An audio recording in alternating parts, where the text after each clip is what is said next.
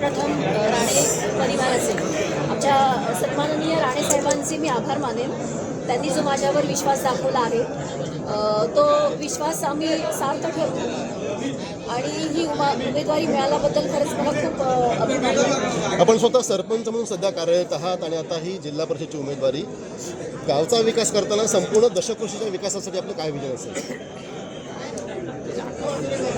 मी सरपंच पदावर आहे आणि माझ्या कार्याची पोचपावतीच साहेबांनी मला दिलेली आहे आणि दशकोशीचं म्हणाल तर ज्याप्रमाणे मी माझ्या गावामध्ये कार्य केलेलं आहे त्याप्रमाणे दशकोशीचा विकास करण्याचा पूर्ण प्रयत्न. बऱ्यापैकी चुरस होती खरं म्हणजे खरडून जिल्हा परिषद मतदारसंघासाठी.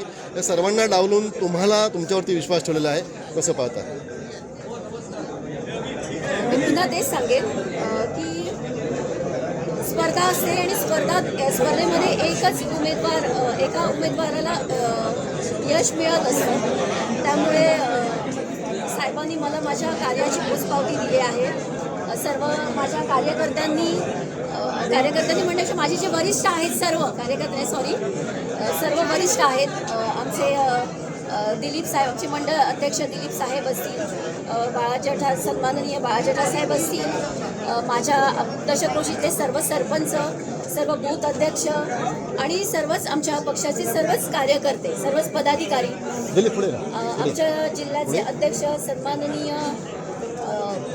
प्रभाकर सावंत साहेब, या सर्वांनी विश्वास दाखवलेला आहे आणि या विश्वास म्हणजे माझ्यावर मोठी जबाबदारी दिलेली आहे आणि ती पूर्ण करण्याचा मी प्रयत्न. काय रणनीती असेल तुमची या निवडणुकीत विजयासाठी? उमेदवारी मिळाली त्याच वेळेस मी म्हणेन की कारण मला सर्वांनीच सपोर्ट केलेला आहे, त्यामुळे जेव्हा उमेदवारी मिळाली त्याच वेळेस आमचा दाखल केली आहे. आपण कसा विजय असेल? आपण कायम बघता खारेपाटण जिल्हा परिषद ही राणेसाहेबांचा बालेकिल्ला आहे आणि नेहमी प्रत्येक निवडणूक, कुठलीही निवडणूक असून आमचं जिल्ह्यात मताधिक्य एक नंबरचं असतं आणि ह्याही वेळी हे मताधिक्य आम्ही तेच ठेवणार. एक नंबरचं मताधिक्य असणार आणि जिल्ह्यातून एक नंबर मताधिक्याने आमचा उमेदवार निवडून 11,700 मतदार आहेत जवळपास.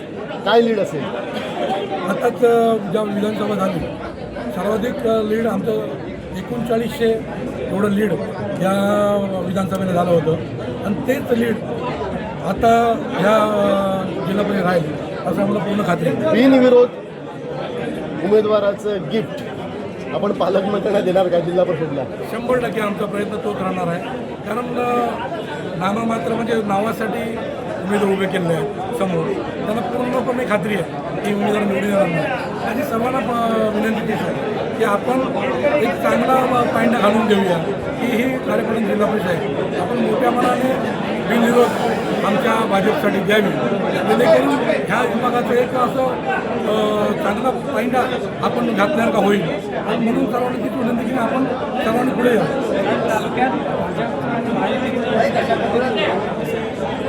नेहमीच मागच्या वेळी पण जिल्हा परिषद पंचायत समिती त्या 8च्या 8 जिल्हा परिषद या राणेसाहेबांच्या नेतृत्वाखाली निवडून आल्या होत्या आणि 16च्या 16 पंचायत समिती या पण आमच्या एक हाती विजय हा तालुक्यामध्ये आमचा होता. आणि तशाच प्रकारचं ह्याही वेळी राहील. आमचा युतीचा जे उमेदवार युतीचे उमेदवार आहेत शिवसेना आणि भाजप ते सर्व उमेदवार विजय होते. खारेपाटण पंचायत समितीमध्ये बंडखोरी झालेली आहे. शिवसेनेच्या वाट्याला ही जागा जाऊन सुद्धा भाजपाचे माजी सरपंच रमाकांत राऊत यांनी आपली उमेदवार दाखल केली आहे, कसं पाहता याच्याकडे? खारेपाटणमध्ये बंडखोरी जरी झाली तरी कुठल्याही बंडखोरीला इथे थारा मिळणार नाही. आमचे युतीचे उमेदवार जे असतील ते युतीचेच उमेदवार उभे राहतील. पूर्ण संपूर्ण भाजप आणि शिवसेना ही ताकद त्या उमेदवाराच्या मागे नाही.